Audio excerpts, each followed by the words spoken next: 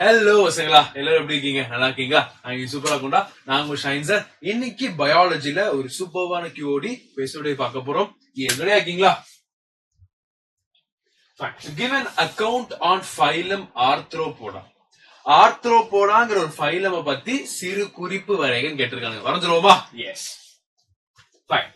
So first முக்கியமான point நீங்க எழுத வேண்டியது ஃபைலம்ஸ்லே ஆர்த்ரோபோடாக்கு தான் லார்ஜஸ்ட் ஃபைலம். அதாவது இந்த ஆர்த்ரோபோடால தான் நிறைய எக்கச்சக்கமான ஸ்பீஷிஸ் இருக்குங்கிறது மீன் பண்றாங்க. Hence it is also the largest phylum. அப்போ இந்த ஆர்த்ரோபோடா பேர் காரணம் அடுத்து பார்ப்போம். நமக்கு தெரிஞ்சிருச்சு ஆர்த்ரோபோடா லார்ஜஸ்ட் ஃபைலம். அதுக்கு பேர் காரணம் பாத்தீங்கன்னா ஆர்த்ரோபோடா. போடானா என்ன தெரியுமா அர்த்தம்? நீங்க நினைக்கிற போடா இல்ல, போடாங்கிறது ஜாயிண்டட் அப்பெண்டேஜஸ் அர்த்தம். சரியா? சோ அதனால இங்க சொல்றாங்க ஜாயிண்டட் லெக்ஸ் வந்து கண்டிப்பா இருக்கும். ஓகே, சோ இந்த ஆர்த்ரோபோடா வரக்கூடிய ஸ்பீஷிஸ் எல்லாத்துக்கும் என்ன இருக்கும்? ஜாயிண்டட் அப்பெண்டேஜஸ் இருக்கும். அப்பெண்டேஜஸ்ங்கிறது ஒரு பார்ட், லெக்ஸ் லிம்ஸ் சொல்லுவோம். அந்த மாதிரி இவனுக்கு என்ன இருக்கு? ஜாயிண்டட் அப்பெண்டேஜஸ் இருக்குங்கிறாங்க. பாருங்க, இந்த பாடியை வந்து பிரிக்கும் போது செக்மெண்டட் இன்டு 3 மேஜர் பார்ட்ஸ். ஒன்னு ஹெட், தொராக்ஸ் அண்ட் ஆப்டமன். ஓகே, புரியுதாடா? அதாவது நான் வந்து ஹெட்டா பிரிக்கிறேன், இதை வந்து ஹெட்டா பிரிச்சு, இது தொராக்ஸா பிரிச்சு, இது அப்டமனா பிரிக்கிறேன். இந்த மாதிரி நான் மூணா என்ன பண்ணலாம்? ஈஸியா இதை வந்து பிரிச்சிடலாம். ஓகே, அடுத்து the exoskeleton is made up of chitin. இது ஏன் நான் வந்து ஒரு முக்கியமான பாயிண்ட் சொல்றேன்னா, ஆர்த்ரோபோடால ஒரு ரொம்ப காமனான ஸ்பீஷிஸ் தான் நம்ம காக்ரோச். காக்ரோச் எந்த அளவுக்கு ஓல்டுனா டைனோசர் காலத்துல இருந்தே இருக்கக்கூடிய ஒரு ஸ்பீஷிஸ். ஆனா இன்னும் உயிரோடு இருக்கு. டைனோசர்லயும் அவங்க உயிரோடு இருக்கா. அப்ப இந்த காக்ரோச் இவ்வளவு வருஷம் உயிரோடு இருக்கிறதுக்கு ஒரு முக்கியமான காரணம் யாருன்னு பாத்தீங்கன்னா கைட்டின்ங்கிற பொருள் தான். என்ன சார் சொல்றீங்க அப்படின்னு கேட்கலாம். கைட்டின்ங்கிறது இவங்க இப்ப இதை காக்ரோச் வச்சுக்கோங்க, சரிங்களா? இதோட மேல வந்து ஒரு அவுட்டர் மோஸ்ட் லேயர் இருக்கக்கூடியது கைட்டின். இது வந்து ஒரு மெட்டீரியல். அப்ப இந்த கைட்ஸ்னால இது மேடா இருக்கிறதுனால வாட்டர் எவாபரேஷன் எல்லாம் ப்ரிவென்ட் பண்ணும். ஓரளவுக்கு ஸ்ட்ராங்கா இருக்கும். இந்த காக்ரோச்சுக்கு அது வந்து ஒரு லேண்ட் அனிமல் தானே. அதனால தண்ணி வந்து ஒரு பெரிய சிக்கல். அப்ப தண்ணி வந்து நிறைய வேஸ்ட் ஆயிடுச்சு, தண்ணி கிடைக்கிறது கஷ்டம். அப்ப தண்ணியை வந்து எல்லாம் உள்ள எடுத்து வைக்கிறது, எவாபரேஷன் பண்ணாம உள்ள பாத்துக்கிறது எல்லாமே கைட்ஸ் தான்.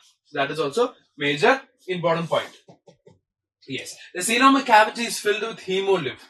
இப்ப காக்ரோச் இந்த மாதிரி ஸ்பீஷிஸ், ஆர்த்ரோபோடா ஸ்பீஷிஸ்ல பாத்தீங்கன்னா பிளட்னு சொல்ல முடியாது. Instead they have a fluid called hemolymph.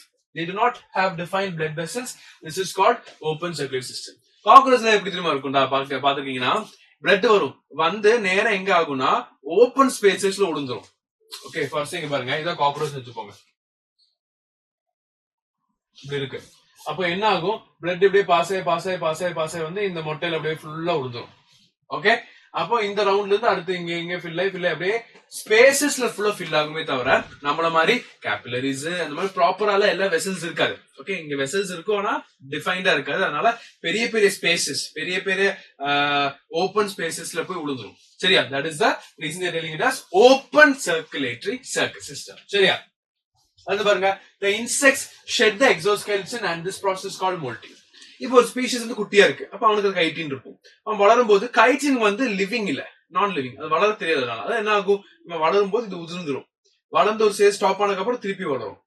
யாரு? கைட்டின் வளரும். அப்ப திருப்பி என்ன ஆகும்? திருப்பி வளர போறான்னு தெரிஞ்ச உடனே வளர கைட்டின் வந்து ஷெட் ஆகி விழுந்துரும். அப்புறம் திருப்பி வளர்ந்து ஸ்டேஜ் நின்னதுக்கு அப்புறம் திருப்பி கைட்டின் உருவாகும். So this process is called as molting. Very important. Okay, so small arthropodas absorb oxygen through the body and the large aquatic species breathe through book gills. Book gills க்கு என்னடா? gills தான் book மாதிரி இருக்கு பாக்க. அந்த நீங்க book எடுத்து பாத்தீங்கன்னா சென்டர்ல பேஜா இருக்கும்ல, இப்படி பாத்தீங்கன்னா சென்டர் அப்படியே இப்படி இருக்கும். அந்த மாதிரி தான் இங்க இருக்கும். So it's called as book gills. Land arthropods breathe through a system of tiny body tubes called tracheae. அதாவது காக்ரோச் அப்படிதான். காக்ரோச் பாத்தீங்கன்னா பாடியில சின்ன சின்ன ஓப்பனிங் இருக்கும், ஸ்பைரக்கிள்ஸ் சொல்லுவோம். அங்க இருந்து டிராக்கியா மாதிரி டியூப் மாதிரி இருக்கும். எப்படின்னா லங்ஸுக்கு பிராங்கியல் சொல்லுவோம், அதே மாதிரி டிராக்கியா இருக்கும்.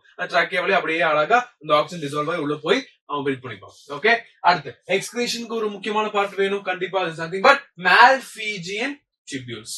அண்ட் இது வந்து எல்லாத்துக்கும் கேட்டா இல்லடா, ஆர்த்ரோபோடா பெரிய லார்ஜஸ்ட் ஃபைலம், நிறைய ஸ்பீஷிஸ் இருக்கு. மால்பிஜியன் டியூபியூல்ஸ் மாதிரி என்ன இருக்கு? கண்டிப்பா கிரீன் கிளான்ஸும் இருக்கு. யாருக்கு? கிராப்ஸ், பிரான்ஸுக்கு எல்லாம் கிரீன் கிளான்ஸ் இருக்கு. இப்ப பாருங்க சில எக்ஸாம்பிள்ஸ் பார்ப்போம். Insects, spiders, crabs, shrimps, butterflies, millipedes, centipedes and scorpions are some arthropods. Okay, literally arthropods வந்து எல்லா இடத்துலயும் இருக்கும் and it's the largest phylum. சரியா? மறந்துடாதீங்க. Okay, so guys, we have successfully completed this question. உங்களுக்கு இதே மாதிரி ஏதாவது கேள்வி டவுட்டா இருந்துச்சுன்னா அந்த கேள்வி கமெண்ட் பண்ணலாம். That will be shown in QOD series. Okay, so stay tuned. All the best.